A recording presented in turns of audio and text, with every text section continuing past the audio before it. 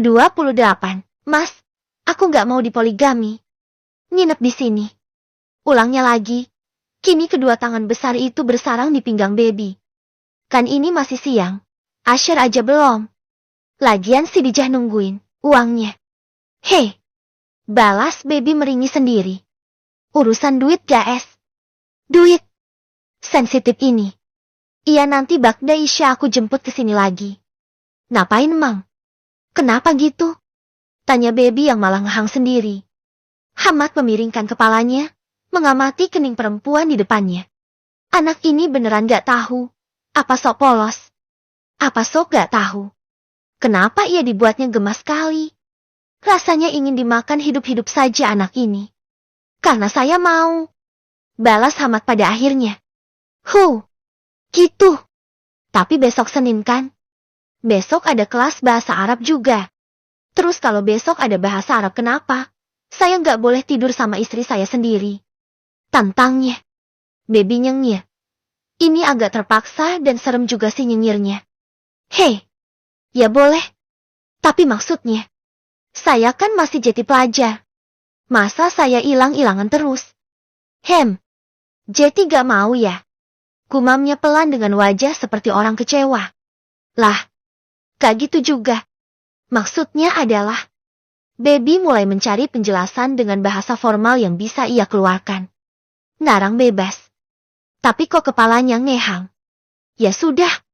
Boleh. Kamu boleh tidur di asrama malam ini. Tapi syaratnya satu. Ucapnya dengan tegas. Matanya juga serius benar. Kayak sungguhan ini adalah satu-satunya syarat yang ada. Apa itu? Hamad malah memegang bibirnya dengan jari telunjuknya. Selama ini kan aku yang nyium kamu. Perasaan kamu gak pernah inisiatif duluan. Ucapnya dengan nada manja. Kalau aja. Ini bukan seorang Hamad. Pasti baby akan langsung ngeledek. Dalam. Tapi. Dia cukup tahu diri. Orang ini bukan orang yang bisa diajak bercanda kelewatan. Ya iya dong. Kan saya perempuan. Loh. Justru pahalanya besar kalau si istri yang inisiatif duluan. Serba salah. Baby menggaruk kepalanya kasar. Bingung sendiri. Tutup dulu matanya. Ucap baby dengan menunjuk ke arah dua bola mata tajam itu. Mana bisa dia mendekat kalau mata itu terus menyorot dengan intens. Hamad melakukannya. Ia memejamkan mata dan menunggu. Baby hanya berniat menciumnya cepat. Kilat dan ia sudah asal aja. Tapi begitu dia mendekat. Dan beberapa senti sebelum bibirnya mendempel, ia sudah langsung didekap di pinggang dan Hamad sendiri yang memperdalam ciuman itu. Yang awalnya hanya sebuah ciuman singkat. Jeti adegan makan bibir yang panjang dan berujung bibir keduanya memerah dan bengkak. Baru selesai bebas. Ia lagi-lagi ditarik dan bibir yang lebih besar dan tebal darinya itu kadu melahapnya lagi. Saya masih harus ke asrama. Kan udah janji loh. Ucap baby ngos-ngosan. Harus cepat keluar. Kalau enggak dia akan kejebak seterusnya di sini. Sampai jumpa nanti malam. Lah. Kan. Protes baby mengeluh. Iya deh. Ya udah. Assalamualaikum. Pamitnya lalu ngabur. Semoga sampai di asrama gak ada drama apapun. Amin. Benar sih. Gak ada drama sampai di asrama. Karena drama sesungguhnya ada di dalam asrama.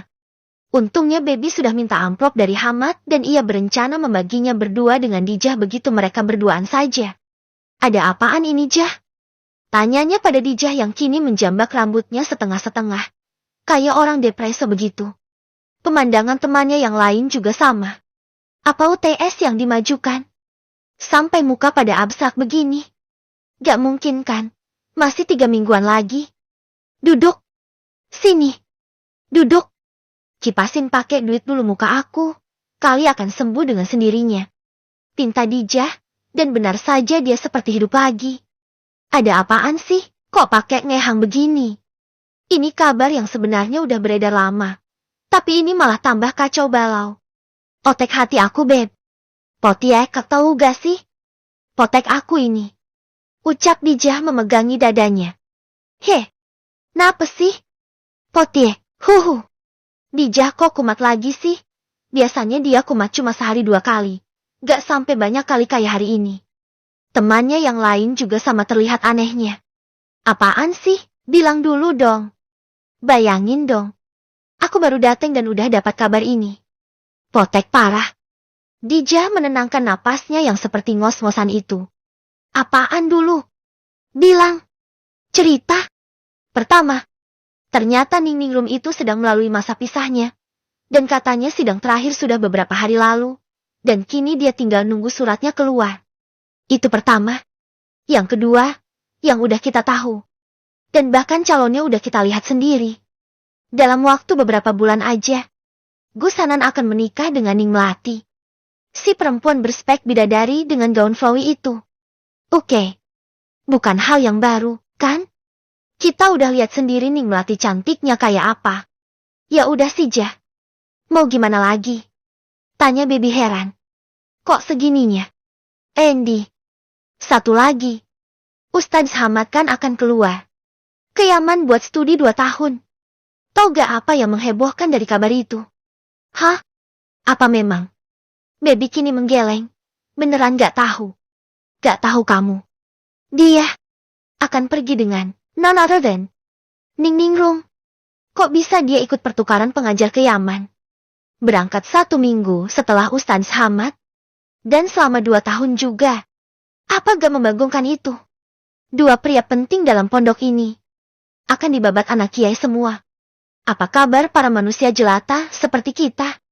Bagaimana bisa kita memperbaiki keturunan kalau semuanya dibabat sama anaknya Pak Kiai semua? Heh, apa gak potek, Beb? Tanya Dijah dramatis. Baby hanya mengerutkan dahinya bingung. Kabar yang terbaru membuatnya bingung. Dia baru dengar kabar ini. Kenapa baru? Tak tahulah. Tapi emangnya kenapa kalau Ningningrum ikut? Toh gak sekamar juga mereka? Ya kan? Terus? Kamu ini drama begini karena Gus Hanan apa karena Ustadz Hamad? Sebenarnya? Tanya Baby heran. Semuanya. Ada yang ngefans sama Ustadz Hamad. Nih anak-anak, ada juga yang sama Gus Hanan. Semuanya menjadi satu. Ini jadi hari terpotek nasional di pondok ini. Khususnya pondok Banat. Half. Baby dibuat tak bisa berkata-kata. Ia juga tak tahu menahu masalah Ningningrum ini, baru saja ada kejadian ciuman panas di rumah. Dia jadi bingung harus berpikir bagaimana. Ya udah, sholat asyar aja yuk. Walau belum azan. Wah, kumatnya nular ke Baby sekarang. Dijah mengangguk. Kayaknya aku butuh horwat deh. Menenangkan diri dan banyak berzikir. Jangan salah niat. Berdiam diri untuk mendekatkan diri sama Allah. Jangan nyari kesaktian. Ledek Baby cengengesan. Walau di dalam hatinya berkecamuk semua kegalauan yang Dijah tadi bilang. Dikira gue mau pesugihan apa ya? Enak aja ente. Balas Dijah kesal. Mereka sudah sampai di musyola dan mengambil wudhu. Setelah melakukan sholat sunnah, mereka duduk saja di ujung kanan dan di ujung kiri. Memang sedang cari posisi aja buat sendiri. Ya beginilah kalau anak pondok lagi galau. Holwatnya di musyola zikiran. Ya mau gimana lagi? Gak ada tempat lain soalnya. Sholat Asya. Mereka juga masih berdiam diri di musyola. Sebenarnya Baby sudah mau balik ke asrama, tapi Dijah melarangnya. Melarang keras dia bangkit sama sekali. Ya terpaksa Baby duduk lagi. Jah, aku udah lapar lagi, Jah. Keluh Baby. Has. Omelnya lagi. Ya terpaksa Baby duduk lagi. Dizikir lagi. Jah. Ngapain sih kamu? Jah. Aku udah lapar ini. Keluh Baby lagi. Oh wah. Balas Dijah kesal. Ya karena tak bisa nahan laparnya lagi. Baby pergi sendirian. Ia berjalan menuju ke asramanya. Sendirian. Ia sempat berpikir mau ke kantin dulu. Tapi ia masih pakai mukena. Takut mukenanya kotor juga. Jadinya ia memilih ke asrama dulu baru ke kantin. Ia berhasil ganti baju. Dan berjalan cepat ke kantin. Ya syukur-syukur ada mie ayam. Kan Yumi. Aura gelisah. Galau merana ketara di semua sisi. Kebanyakan santriwati di sini adalah penggemar Gusanan. Jeti sepertinya sudah Jeti seragaman aja. Galaunya. Galau ditinggal nikah pujaan hati. Iya. Tapi tidak dengan Baby. Ia hanya bingung kenapa Hamad gak bilang mengenai Ning Ningrum. Baby sudah memesan mie ayam. Senyumnya sudah mengembang. Siap siaga menyantap mie Yumi penuh micin dan saus. Aha!